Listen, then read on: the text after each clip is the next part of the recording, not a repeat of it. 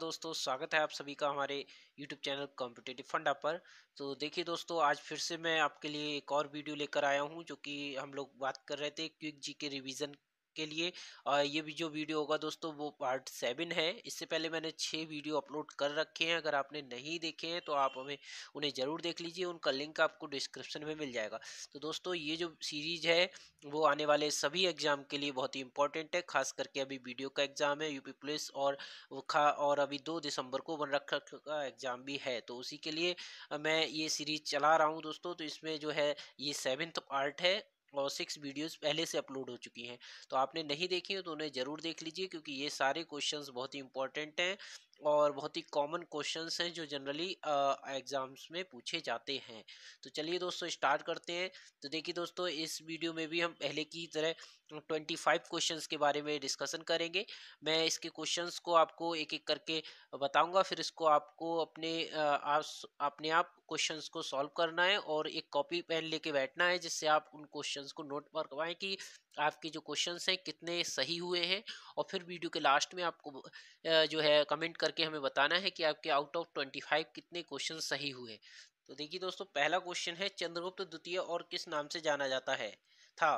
तो हमें ये बताना है। तो देखिए, चंद्रगुप्त द्वितीय को किस नाम से जाना जाता था। तो मैं उम्मीद करता हूँ आपने इसका आंसर दे दिया होगा। इसका जो आंसर है दोस्तों, वो है ऑप्शन सी। ठीक है, चलिए नेक्स्ट देखते हैं। नेक्स्ट है, गीत गोविंद के लेखक कौन थे। तो गीत गोविंद के हमें लेखक बताने हैं। तो देखिए, गीत गोविंद जो थे उसके लेखक था जो था जयदेव। ठीक है, ऑप्शन ए इसका करेक्ट होगा। नेक्स्ट देखते हैं, किस लड़ाई में मोहम्मद गौरी के लिए दिल्ली क्षेत्र खोल दिया गया। तो जो मोहम्मद गौरी के लिए दिल्ली का रास्ता खुल गया था, वो था तराइन का द्वितीय युद्ध। देखिए, तराइन का द्वितीय युद्ध इसलिए था क्योंकि वो प्रथम युद्ध में हार चुका था और द्वितीय युद्ध में वो जीतकर दिल्ली के लिए रास्ता उसने खोल लिया। अगला हम देखते हैं, आर्य पूर्वों के साथ अपने संघर्ष में सफल रहे क्यों। तो जो आर्य लोग थे वो लोग क्यों सफल रहे। तो देखिए, इसका जो आंसर होगा दोस्तों, आप खुद से ट्राई करिए। चलिए मैं बताता हूँ। देखिए, इसका जो आंसर होगा वो होगा ऑप्शन डी, यानी उन्होंने घोड़ों द्वारा चलाए जा रहे रथों का प्रयोग किया। ठीक है, अगला क्वेश्चन हम देखते हैं, चोल राजाओं का शासन था। तो देखिए, इसके ऑप्शन है, ए तमिलनाडु, बी आंध्र, सी केरल और डी बंगाल। तो इसका जो राइट आंसर होगा दोस्तों, वो देखिए वो होगा अ, अगला राइट आंसर तमिलनाडु। ठीक है, अगला हम देखते हैं। अगला क्वेश्चन है, निम्नलिखित में से कौन सी घटनाएं कालानुक्रम में सही हैं।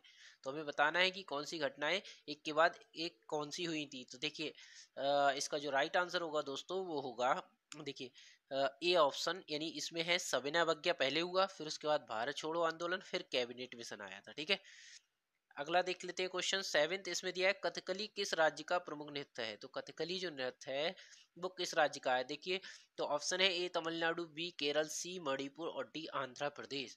तो इसका जो राइट आंसर है दोस्तों, वो कथकली है, केरल का राष्ट्रीय नृत्य है। ठीक है, अगला, कृष्णदेव राय द्वारा रचित अमुक्त माल्यद किस भाषा का ग्रंथ है। तो कौन सी भाषा में लिखा गया है, तो हमें यह बताना है। तो इसका आंसर जो ऑप्शन है, ए हिंदी, बी संस्कृत, सी फारसी और डी तेलुगु। ठीक है, तो उन्होंने जो लिखा था वो तेलुगु में लिखा था। आपको पता होगा, कृष्णदेव राय जो थे वो साउथ में ही जो जगह थी विजयनगर, उसका साम्राज्य के राजा थे। ठीक है, तो इसीलिए साउथ में ही तेलुगु बोली जाती है, आप जानते होंगे।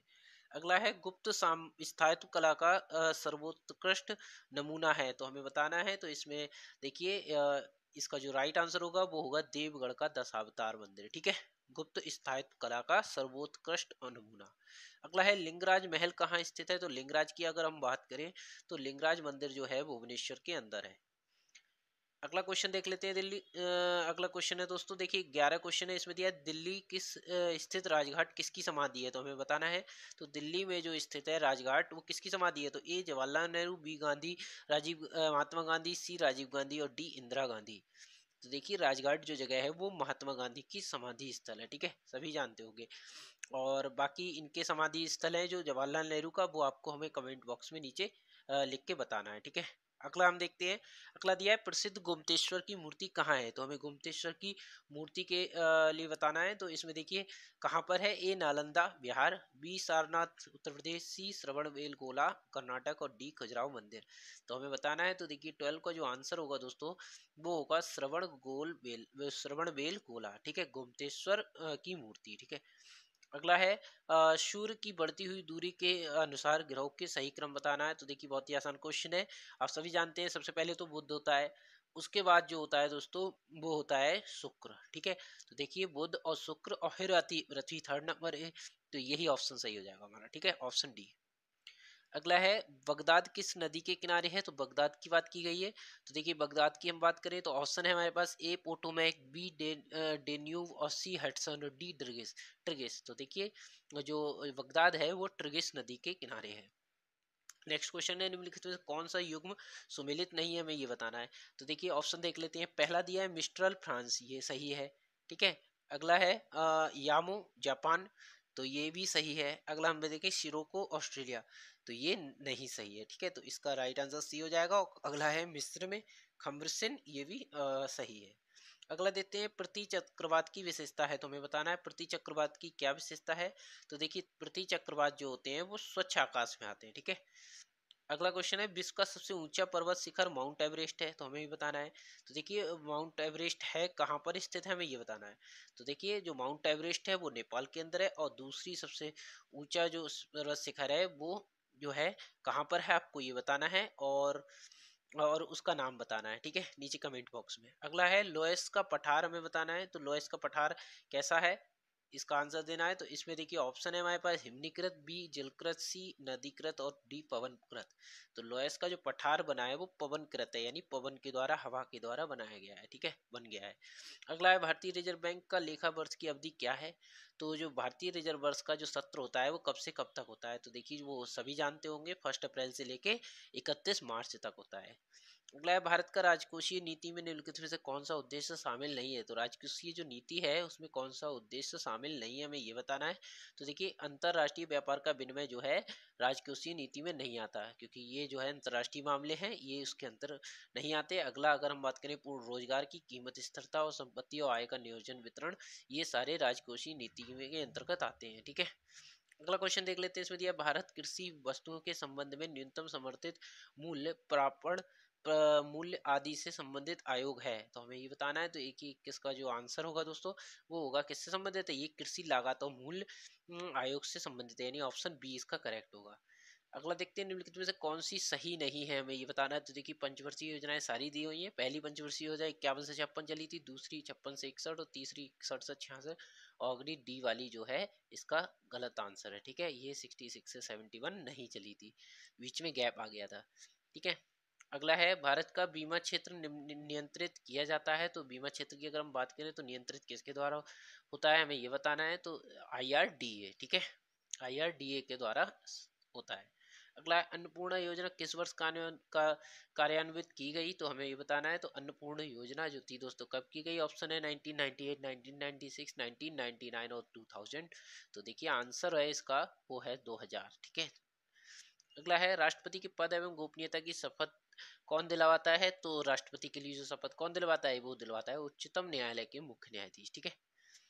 तो देखिए दोस्तों इस वीडियो में हमने जो है 25 क्वेश्चंस के बारे में डिस्कशन किया।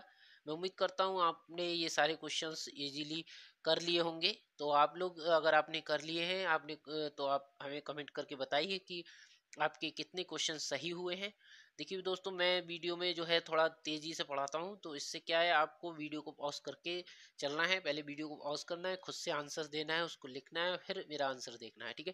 तो इस तरह से अगर आप करेंगे तो आपकी अच्छे से प्रैक्टिस हो जाएगी, और आने वाले एग्जाम में मैं उम्मीद करता हूँ बहुत ही अच्छे नंबर के साथ आप अपना जो है जगह पक्की कर पाएंगे।